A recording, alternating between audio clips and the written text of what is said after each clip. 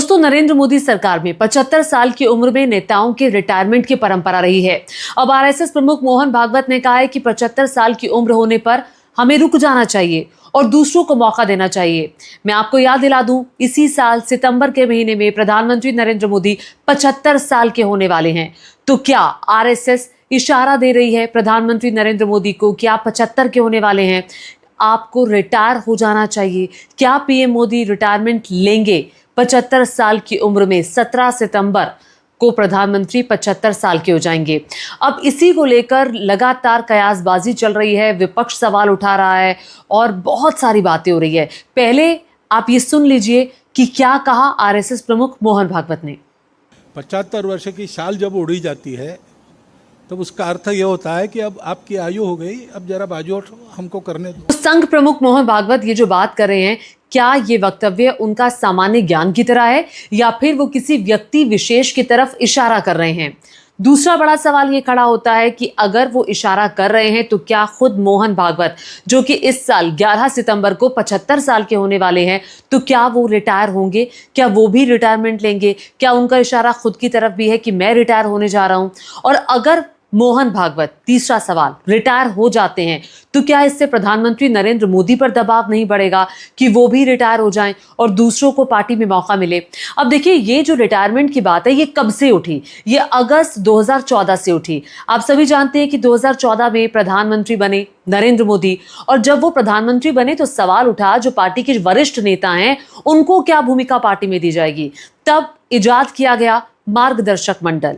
अगस्त 2024 में अगस्त 2014 में मार्गदर्शक मंडल बनाया गया और सभी वरिष्ठ नेताओं को, भले ही वो मुरली मनोहर जोशी हो, लालकृष्ण आडवाणी हो, उन्हें मार्गदर्शक मंडल का हिस्सा बना दिया गया और ये कहा गया कि उनके अनुभव का फायदा पार्टी को मिलेगा। कितने अनुभव का फायदा पार्टी को मिला और कितना ज्ञान उनसे लिया गया, ये बात की बात है, इस पर भी एक चर्चा हो सकती है। खैर, अब मार्गदर्शक मंडल को कई लोग इस रूप में देखते हैं कि ये एक किस्म से साइडलाइन करने की परियोजना थी। आपने जो वरिष्ठतम नेता थे बीजेपी के, उनको सम्मानजनक विदाई दी है, किस्म से आपने उनको सम्मानजनक पद दे दिया और उनको साइडलाइन कर दिया। अब ये भी देखा गया कि 75 साल की उम्र होने पर जो कई सारे सांसद थे उनको टिकट नहीं दिया गया। अगर किसी का कार्यकाल हो रहा था तो उसको आगे नहीं बढ़ाया गया, क्योंकि 75 साल आप ये कह सकते हैं कि पार्टी के अंदर एक रूल बन गया, बाकायदा ये रूल बदल दिया गया था, अघोषित है ये बीजेपी के अंदर। अगर आप 75 साल के हो गए हैं तो फिर आपकी रिटायरमेंट की एज हो गई है, आप रिटायर हो जाएंगे। कुछ अपवादों को छोड़ दें तो बात बिल्कुल अलग है। येदियुरप्पा की अगर मैं बात करूं तो उन्हें बीजेपी कार्यकारिणी में मौका मिला कब? जब वो 79 साल के थे, 79 जब उनकी एज थी। हालांकि पिछले दिनों 2023 की मैं बात कर रही हूं, अमित शाह ने एक बात कही थी कि बीजेपी में रिटायरमेंट जैसी कोई परंपरा नहीं है। ये बयान एक उनका है जिसमें अमित शाह कहते हैं कि बीजेपी में रिटायरमेंट जैसी कोई नीति नहीं है। तब वो कहते हैं जब मार्गदर्शक मंडल बना दिया गया था, रिटायरमेंट जैसी नीति नहीं है, मार्गदर्शक मंडल बना दिया गया। बीजेपी के वरिष्ठ नेताओं को जो 75 साल के ऊपर के थे उनको वहां बिठा दिया गया। तो ढेर सारे सवाल है जो खड़े होते हैं, जो राजनीतिक विशेषज्ञ हैं वो क्या कह रहे हैं, लेकिन इस पर जो ऑपोजिशन पार्टीज हैं वो बहुत चुटकी ले रही हैं। कांग्रेस पार्टी चुटकी ले रही है, इसके अलावा कई और पार्टीज ने चुटकी ली है। कांग्रेस पार्टी की तरफ से क्या कहा जा रहा है, जरा सुनिए। दोस्तों, कल मोहन भागवत जी ने एक खुशखबरी दी। अक्सर वो खुशखबरी देने के लिए नहीं जाने जाते, लेकिन कल दी। उन्होंने कहा कि 75 साल का होने के बाद इंसान को किसी और को मौका देना चाहिए। अभी खुशखबरी क्यों है? खुशखबरी ये इसलिए है कि 11 सितंबर को मोहन भागवत खुद 75 के हो रहे हैं और 17 सितंबर को नरेंद्र मोदी जी 75 के हो रहे हैं। मैं अक्सर सोचता हूं कि अगर नरेंद्र मोदी जी सियासत में ना होते तो क्या करते, कहां होते?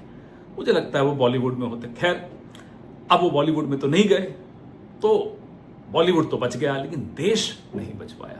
11 साल से जो इस देश की हालत की है, संविधान की हालत की है, संवैधानिक संस्थाओं की हालत की है, अब 17 सितंबर को उससे हमें निजात मिलेगी और 11 सितंबर को भी निजात मिलने का पहला कदम होगा। इसके अलावा आरएसएस प्रमुख के रिटायरमेंट वाले बयान पर और भी कई पार्टियों ने चुटकी ली है अपने ही अंदाज में और पूछा है कि क्या प्रधानमंत्री नरेंद्र मोदी भी रिटायर होने वाले हैं। मैं आपको ये यहाँ बता देना चाहती हूँ कि ये जो रिटायरमेंट की परंपरा है, मार्गदर्शक मंडल बनाकर के रिटायर करने की जो परंपरा है, ये सिर्फ बीजेपी में है, बाकी पार्टियों में नहीं है।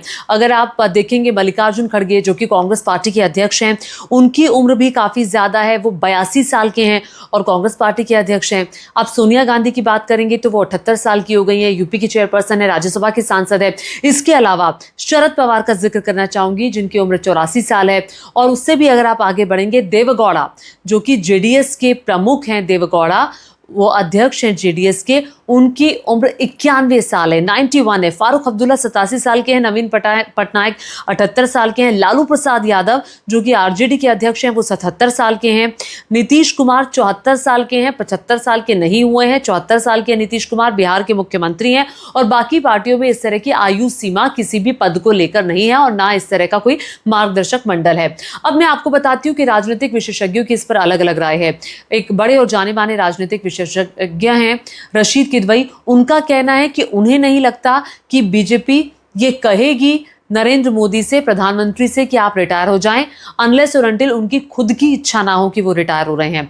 और अभी मौजूदा वक्त में बीजेपी और आरएसएस के पास कोई ऐसा करिश्माई चेहरा नहीं है जो नरेंद्र मोदी के मुताबिक आकर के खड़ा हो सके, जिनके नाम पर वोट मिल सके। और दूसरी बात, बीजेपी वैसे भी अगर आप देखेंगे तो कई बार बीजेपी के कई नेताओं की तरफ से ये कहा जा चुका है, भले ही वो राजनाथ सिंह हो, अमित शाह हो, कि 2029 का जो लोकसभा का चुनाव है वो प्रधानमंत्री के चेहरे पर ही लड़ने वाले हैं। यानी कि प्रधानमंत्री कौन? नरेंद्र मोदी। प्रधानमंत्री नरेंद्र मोदी के चेहरे पर ही 2029 का चुनाव भी लड़ा जाएगा। और खुद जो रूल प्रधानमंत्री नरेंद्र मोदी ने 2014 में आने के बाद बनाया मार्गदर्शक मंडल का, कि 75 साल के बाद मार्गदर्शक मंडल में नेता जो हैं अपने आप ही उस मंडल में शिफ्ट हो जाएंगे। तो क्या पीएम खुद के लिए ये फैसला करेंगे, क्या नरेंद्र मोदी खुद के लिए ये फैसला करेंगे, ये देखने वाली बात होगी। ये उनका तीसरा टेन्योर है। अब मैं आपको बता दूं कि हालांकि अगर आप पूरे तौर पर बात की जाए तो इस समय बीजेपी में अगर हम देखें तो ऐसा कोई करिश्माई चेहरा जैसा नरेंद्र मोदी का है, जिनके नाम पर वोट मिलते हैं, जिनकी अपनी एक फैन फॉलोइंग है और बड़ा उनके चाहने वालों का तबका है, ऐसा कोई चेहरा नहीं है। और ऐसे वक्त में क्या नरेंद्र मोदी ये फैसला लेंगे कि वो 75 साल की उम्र में अब मार्गदर्शक मंडल में चले जाएंगे, या फिर वो खुद के लिए ये तय करते हैं कि भाई वो राष्ट्रपति भवन की ओर अब रुख कर रहे हैं 75 साल की उम्र होने पर। भाई अगर आप उस तरफ रुख करेंगे तो जाहिर तौर पर जो बहुत सारी कानूनी पेचीदगियां हैं, जो राजनीतिक चुनौतियां हैं, उसका सामना नहीं करना पड़ेगा। और इसके अलावा अभी तक बीजेपी ने या फिर आरएसएस में कोई स्पष्ट उत्तराधिकारी नहीं दिखाई देता जो कि पीएम बने या फिर पीएम की रेस में मौजूदा वक्त में भी हमें दिखाई देता हो। आपको क्या लगता है, प्रधानमंत्री नरेंद्र मोदी खुद के लिए 75 साल होने पर क्या फैसला करेंगे? क्या 17 सितंबर 2025 को वो ये ऐलान करेंगे कि वो अब रिटायरमेंट लेने जा रहे हैं, या फिर उनको लगता है कि अभी उनकी पार्टी को उनकी ज़रूरत है और ऐसा कोई चेहरा नहीं है जो उनकी जगह पर आ सके? क्या आपको कोई ऐसा चेहरा बीजेपी में नज़र आता है? नीचे कमेंट करके ज़रूर बताइएगा और साथ ही साथ मेरे चैनल को सब्सक्राइब करना मत भूलिएगा। धन्यवाद।